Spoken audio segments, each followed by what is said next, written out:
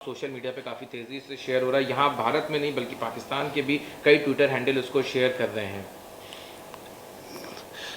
कांग्रेस की दुर्दशा दशा के कारण ऐसे ही नेता हैं और इसे कांग्रेस को सोचना चाहिए कि हम कैसे लोगों को अध्यक्ष बनाए हैं कि कांग्रेस की नीतियों का प्रचार करेंगे या लोगों को इस तरीके से भारत की छवि खराब करेंगे। उन्हीं के समय जो है बोफोर्स 14 हुआ था और आपने देखा होगा कि कितनी सी शैलेदर हुई थी। आज के दिन में मोदी के समय कोई भी काम हुआ हो तो उस पर उंगली उठाना गलत है और इस तरीके से भारत की छवि को खराब करना उसकी मैं निंदा करता हूँ। अभी हम लोगों ने एयरफोर्स की ड्रिल भी परसों देखी, तैयारी हर चीज़ की ड्रिल्स लगातार हो रही हैं, उसके बाद भी अगर इस तरह की बात सामने की जा रही है। होता करना कि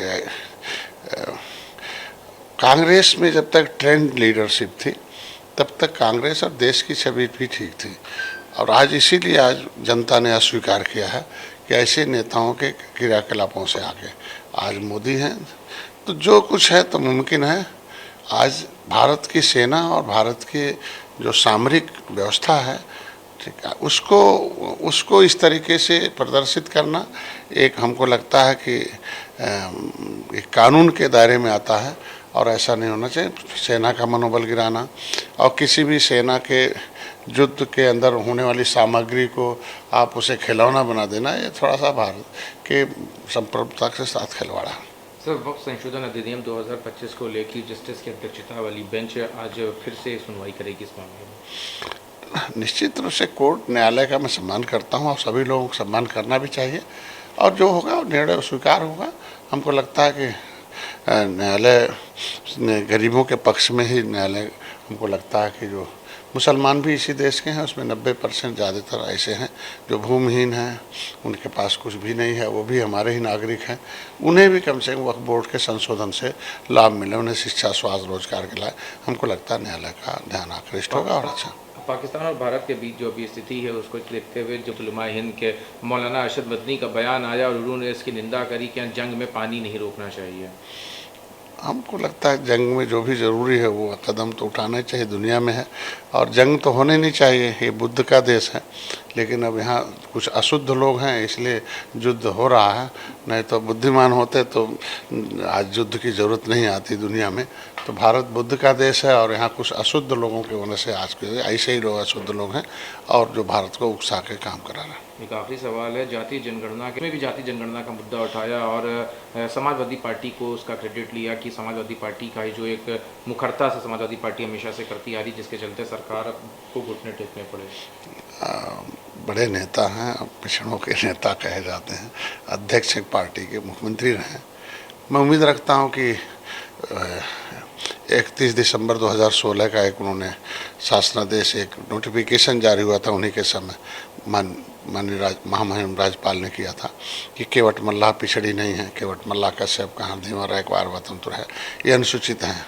तो अपने प्रेस कॉन्फ्रेंस में ये भी जोड़ना चाहिए उन्हें कि केवट मल्लाह को पिछड़े में नहीं अनुसूचित में गिनती होनी चाहिए।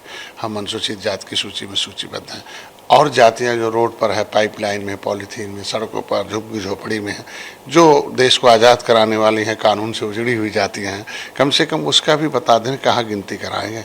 अगर वो SC में गिनती होंगी, ST की गिनती होगी तभी उन्हें भारत के अधिनियम के अनुसार एक उसका लिखा हुआ कि अनुसूचित जाति, अनुसूचित जनजाति, अनु मतलब नीचे सूचित मतलब सूचित कहा जाएगा। ये जातियाँ सोशली एजुकेशनली इकोनॉमिकली बैकवर्डनेस है इनके अंदर due to the custom of historical untouchability. ऐसी जातियों को अनुसूचित जाति जनजाति अत्याचार निवारण अधिनियम से सुरक्षा दी गई है। तो अगर उसमें उनकी गिनती नहीं होगी तो उन पर अत्याचार होता रहेगा, गिनती करा के क्या करेंगे। तो इन लोगों ने ऐसी जातियों को OBC में डाल दिया था, फिर राज्यपाल ने नोटिफिकेशन किया, हम लोगों ने आंदोलन किया। तो ऐसी जातियों को कहाँ गिनवाना चाहते हैं जो कि भारत के संविधान के मुताबिक सामान्य जाति है, पिछड़ी जाति है, अनुसूचित जाति, अनुसूचित जनजाति है। तो ये अनुसूचित जाति जनजाति की गिनती पहले होती थी, पिछड़ी की नहीं होती थी, सामान्य की नहीं होती थी, अल्पसंख्यक की नहीं होती थी। तो इन जातियों को जो अनुसूचित में होती थी और पिछड़ी बना दिया तो इनको फिर पिछड़ा में गिनवाना चाहते हैं कि जिससे ये बेचारे न सांसद बन पाए, न विधायक बन पाए, न तो अनुसूचित जाति का लाभ ले पाए, DM SP बन पाए। तो ऐसे में तो अगर चाहते हैं कि ये समाजवाद का मतलब है सभी लोग, सब समाज का उत्थान हो, तो इन्हें उसका भी बयान देना चाहिए। अगर ये बयान नहीं दे रहे हैं तो इन देश को आज़ाद कराने वाली जातियों के साथ धोखा और अन्याय कर रहे हैं।